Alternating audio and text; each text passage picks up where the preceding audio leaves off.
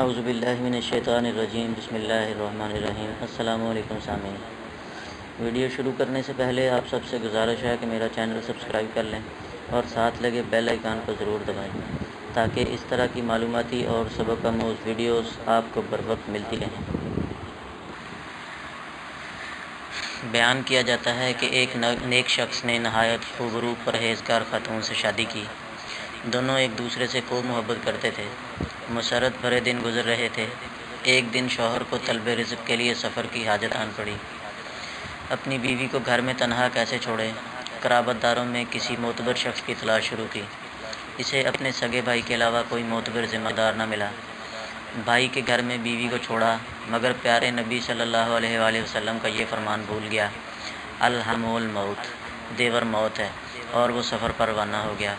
ایک دن گزرتے گئے۔ ایک روز دیور نے اپنی بھابھی کو غیر اخلاقی پر اکسایا، مگر اس پاک باز خاتون نے اسے سختی سے ڈانٹا اور کہا، تم چاہتے ہو کہ میری عزت کی دھجیاں بکھیرو اور میں شوہر کی خائن بن جاؤں؟ ہرگز نہیں۔ دیور نے بھابھی کو رسوا کرنے کی دھمکی دی۔ اس نیک خاتون کا شوہر جب سفر سے لوٹا تو اس کے بھائی نے فوراً اپنی بھابھی پر الزام لگا دیا کہ تمہاری بیوی نے مجھے بدکاری پر اکسایا تھا، لیکن میں نے منع کیا۔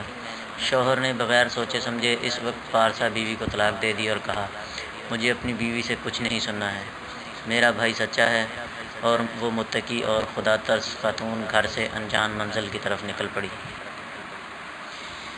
راستے میں ایک عابد و زاہد کا گھر پڑا۔ دروازے پر دستک دی اور اپنی ساری کہانی عابد سے کہہ ڈالی۔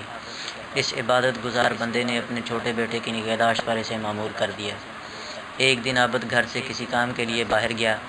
گھر کا نوکر موقع پا کر خاتون پر ڈورے ڈالنے لگا، مگر عزم و ثبات کی پیکر نے اللہ کی مشیت سے انکار کیا اور کہا، نبی صلی اللہ علیہ وآلہ وسلم نے ہم سب کو تنبیہ کی ہے کہ کوئی شخص کسی اجنبی خاتون کے ساتھ خلوت میں ہرگز نہ ہو، اس لیے کہ اس کا تیسرا شیطان ہوتا ہے۔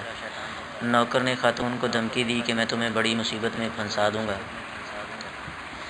مگر اس پیکر عفت کی پاؤں میں لغزش بھی نہیں آئی۔ نوکر نے عابد کے بچے کو قتل کر دیا اور عابد کے گھر لوٹنے پر قتل کا الزام اس خاتون پر عائد کر دیا۔ اس اللہ والے عابد کو غصہ آیا، مگر اللہ سے اجر کی امید باندھ کر صبر کر گیا۔ 2 دینار اجرت کے طور پر خاتون کو دیے اور گھر چھوڑنے کا حکم دیا۔ عابد کا گھر چھوڑا، شہر کی طرف رخ کیا۔ وہاں دیکھا کہ ایک بھیڑ ایک شخص کو پیٹے جا رہی ہے۔ اس نے پوچھا، تم لوگ اسے کیوں مار رہے ہو؟ ایک آدمی نے بتایا، اس کے ذمہ قرض ہے، یا تو قرض ادا کرے یا ہماری غلامی کرے۔ خاتون نے پوچھا، اس پر کتنا قرض ہے؟ کہا 2 دینار۔ اس پر خاتون نے انہیں 2 دینار دے کر اس شخص کو آزاد کرایا۔ آزاد ہونے والے شخص نے پوچھا، تم کون ہو؟ اس خاتون نے اپنی پوری کہانی بیان کر دی۔ اس پر آدمی نے کہا کہ ہم دونوں ساتھ کام کریں گے اور نفع برابر بانٹ لیں گے۔ خاتون نے حامی بھر دی۔ اس آدمی نے کہا، ہم یہ گندی بستی چھوڑ کر سمندری سفر پر نکلتے ہیں۔ خاتون نے کہا، ٹھیک ہے۔ دونوں کشتی کے پاس پہنچے۔ نوجوان نے کہا کہ پہلے تم کشتی پر سوار ہو۔ وہ سوار ہوگی اور وہ شخص کشتی کے مالک کے پاس گیا اور کہا، یہ میری لونڈی ہے، میں اسے فروخت کرنا چاہتا ہوں۔ چنانچہ کشتی کے مالک نے پیسے چکائے اور خاتون کو اس کی لا علمی میں اسے خرید لیا۔ وہ شخص پیسہ لے کر بھاگ نکلا۔ کشتی روانہ ہوئی۔ خاتون اس شخص کو ڈھونڈنے لگی مگر نہیں پایا۔ کشتی کے عملہ نے اسے گھیر لیا اور اس سے چھیڑ چھاڑ کرنے لگے۔ خاتون کو تعجب ہوا۔ اس پر کشتی کے کپتان نے بتایا کہ میں نے تمہیں مالک سے خرید لیا ہے اور اب تم وہ سب کرو جس کا حکم دیا جائے۔ اس نے ملتجئانہ لہجے میں کہا، میں اللہ کی نافرمانی نہیں کر سکتی، مجھے چھوڑ دو۔ یہ کہنا ہی تھا کہ سمندر میں آندھی اور طوفان آیا۔ کشتی ڈوب گئی۔ جہاز کا عملہ اور سارے مسافر ڈوب گئے، لیکن وہ صابر خاتون بچ گئی۔ اس وقت امیر شہر ساحل سمندر پر تفریح میں مشغول تھا۔ بے موسم کی آندھی کو دیکھ کر وہ بھی گھبرایا، لیکن اس کا اثر ساحل پر نہیں تھا۔ پھر یکایک اس کی نگاہ اس خاتون پر پڑی جو کہ ایک تختہ کے سہارے ساحل کی طرف آ رہی تھی۔ امیر نے گارڈوں کو حکم دیا کہ اسے میرے پاس لایا جائے۔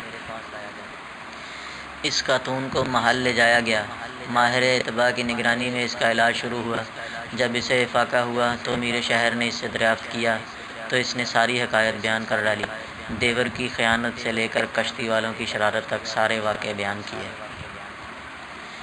حاکم شہر کو اس کے صبر نے موہ لیا اور اس سے شادی کر لی۔ امور سلطنت میں مشیر کار کی حیثیت ملی اور چند ہی دنوں میں اس کی زبردست رائے اور قوت فیصلہ کی شہرت دور دور تک پھیل گئی۔ وقت گزرتا رہا، نیک حاکم کا انتقال ہو گیا۔ اعیان شہر اکٹھا ہوئے کہ کس کو اب حاکم بنایا جائے۔ متفقہ طور پر لوگوں نے اس ذہین اور عاقل خاتون کو اپنا امیر منتخب کر لیا۔ حاکم بنتے ہی اس خاتون نے ایک وسیع میدان میں کرسی لگانے کا اور شہر کے تمام مردوں کو حاضر ہونے کا حکم دیا۔ تمام مرد حضرات اس کے سامنے سے گزرنے لگے۔ اس نے اپنے سابق شوہر کو دیکھا اور کنارے ہو جانے کا اشارہ کیا، پھر اس کے بھائی کو کنارے ہونے کا حکم دیا۔ عابد کو بھی ایک کنارے کیا، پھر اس نے عابد کے نوکر کو دیکھا، اسے بھی مجمع سے الگ کھڑے ہونے کا حکم دیا۔ پھر اس خبیث شخص کو دیکھا جسے اس خاتون نے آزاد کرایا تھا، اسے بھی کنارے کھڑے ہونے کا حکم دیا۔ اب باری باری فیصلہ کرنے لگی۔